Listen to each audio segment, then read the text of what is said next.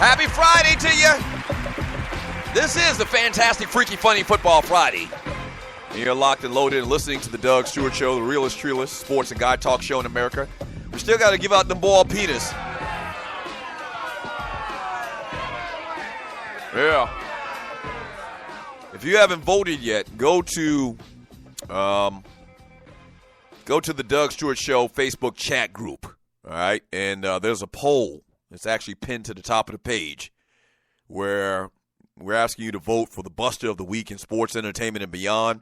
Your nominees are Christian Wilkins and the whole Clemson team, for that matter, for allegedly all year long, and in particular highlighted this past weekend, grabbing testicles.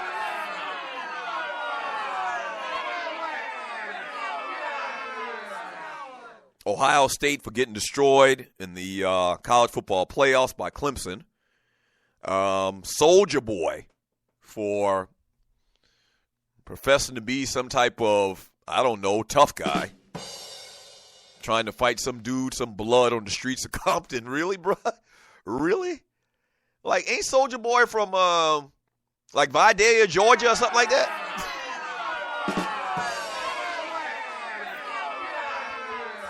Wait a minute, let me look this up. Now, it ain't where you from, it's where you at. I'm not, I'm definitely not the person to talk about where somebody's from.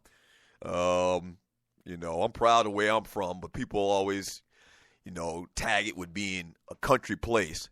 So Soulja Boy is from, and you're listening to the Doug Stewart Show. No, he's actually from Chicago, Illinois. He's from Chicago. How long he been in Atlanta? Because he does his work out of Atlanta. 2007, early life. He was born in Chicago and moved to Atlanta at the age of 6. Okay. That still don't mean that you want to go out there and challenge Bloods to fights. I don't care where you from.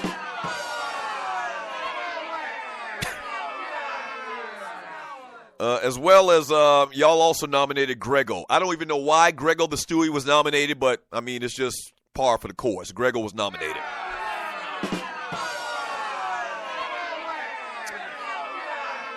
Game number 2 of the weekend, man, for the Funky Four biggest games in the NFL is the Detroit Lions on the road taking on the Seattle Seahawks, the 12th man.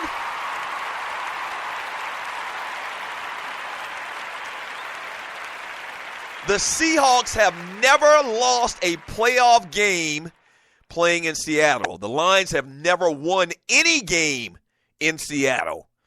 And Detroit has not won a playoff game anywhere in the past 8 attempts in the playoffs. Did y'all hear that?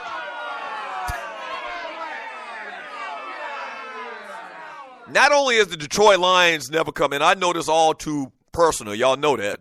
My brother played for the Lions for 5 years.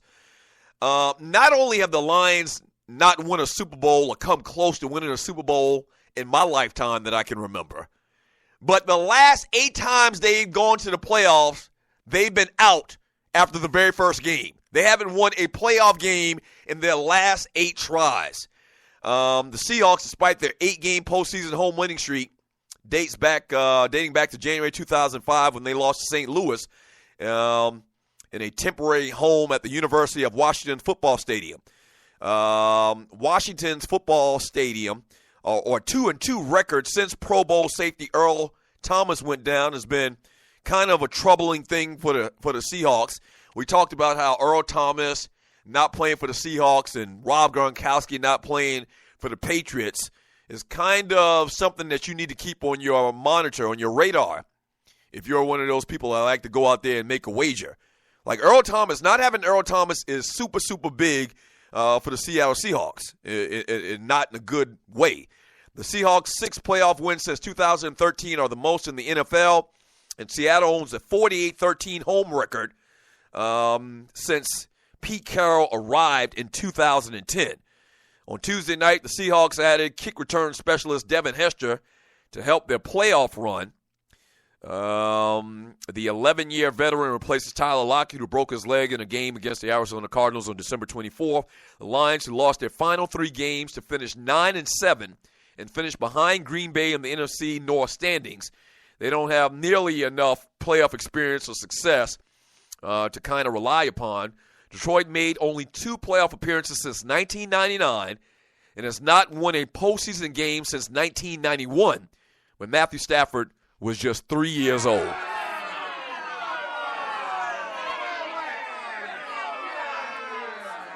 So if they're talking about 1999, Ryan was with the team, the other Stu. Ryan was with the team in 1999. I believe that was the time when they made the playoffs. Remember they had that game, it kind of like was a playoff type game that they played against the Jets, and whoever won the game was going to the playoffs, and they actually beat the Jets, I think, and they made it to the playoffs, and they went on to lose that game, that one game in the playoffs.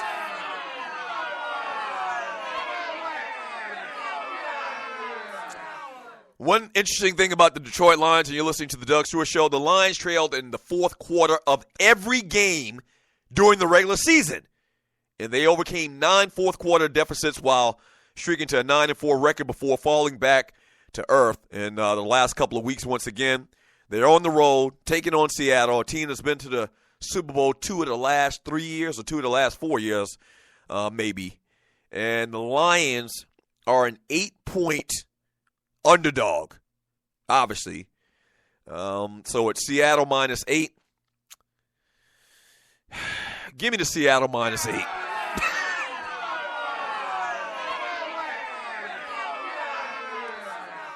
Yeah, I mean, I think it's going to be back to life, back to reality for the Lions. In relative terms, this is a good year for them, for Matthew Stafford. No Calvin Johnson, who retired abruptly this past year. They did some good things. They did some very good things. Jim Caldwell is going to get to keep his job. But with the 12th man with Seattle, even though they don't have Earl Thomas, 8 points, I don't think that's enough. If you're a wagering person, I would put a couple of shillings on the Seattle Seahawks. That's game number 2 on your Funky Four this weekend.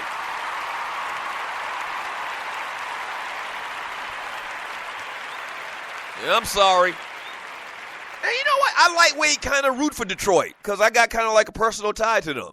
You know, it's like 3rd, 4th, 5th removed, but I kind of root for Detroit, man, and want to see them do well.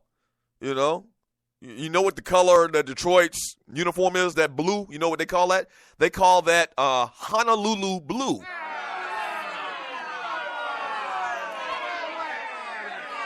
Right.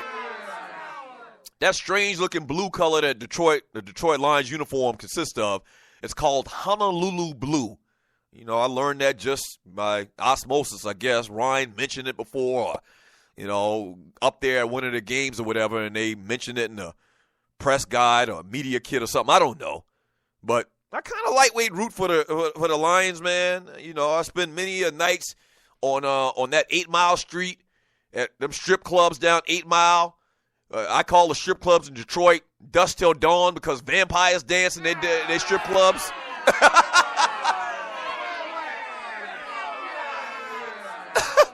No lie, man. You're listening to the Doug Stewart Show. 8 Mile. The name of the movie Eminem did, that 8 Mile, there's probably 11 strip clubs on that street, on that one block, or the subsequent blocks around it. And you talk about grimy, gutter strip clubs. You know, I'm used to nice, lighted strip clubs in Atlanta, even black strip clubs. They nice and lighted, and you can see everything. The strip clubs in Detroit, they dark and dingy. You can't see your hand in front of your face. And the dancers, at the couple I went to, maybe there's some other higher, class strip clubs. The couple I went to, man, that Ryan and his teammates frequented, it had vampires dancing.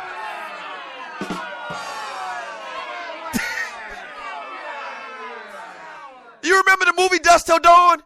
You remember the movie? What's the guy's name? I can't remember his name right now.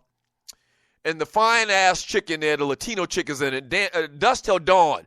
Came out probably 15 years ago. And, you remember it. They basically went into these strip clubs or these bars in some part of Texas or whatever. And, like, the dancers, they were vampires. I promise you, that's the sense that you get in Detroit strip clubs. You getting $5 table dancers from vampires.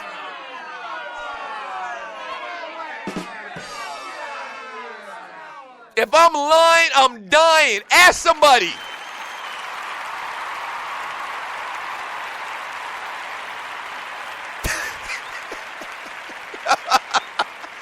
Selma Hayek. Thank you, Mr. D. Bell. Right, that was her name. Selma Hayek. From 90 to Wino, love ratchet strip clubs. Like, listen, I don't got nothing against ratchet strip clubs. I mean, I frequent a ratchet strip club or two in my day. And there are many of them here in Atlanta, man. But I'm telling you, like, you would think that players would go into, they got money, right? So you would think that the players would go into, a higher brand strip club. Nice chicks, no bullet wounds, no stretch marks and all of that type of stuff all up on them. You would think that, right? No. So I guess they went into the best strip clubs, and carousing with a couple of the players, Ryan and a couple of his teammates. We went out to a couple of strip clubs, like on that same 8 Mile, 7 Mile, or whatever street. And you would think they got a pocket full of money. They're Detroit Lions. They're known in town. They would go to the best places. If we went to the best places are like vampire hangouts.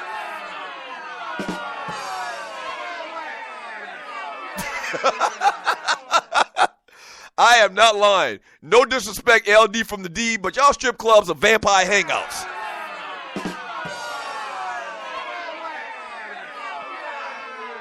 I'm sorry. I mean, there's just no other way around it. I mean, once again, no disrespect to the big city of Detroit. I love Detroit. I had plenty of fun times there.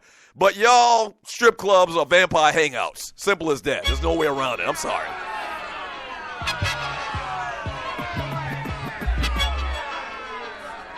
I'm sorry.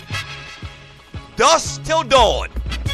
I swear you feel like you on the set of Dusk till dawn. I swear to you. Brother got to wear a turtleneck going in Detroit strip clubs. Protecting his neck. Back in 3 minutes. Game number 3 on the Funky 4. I'm telling you.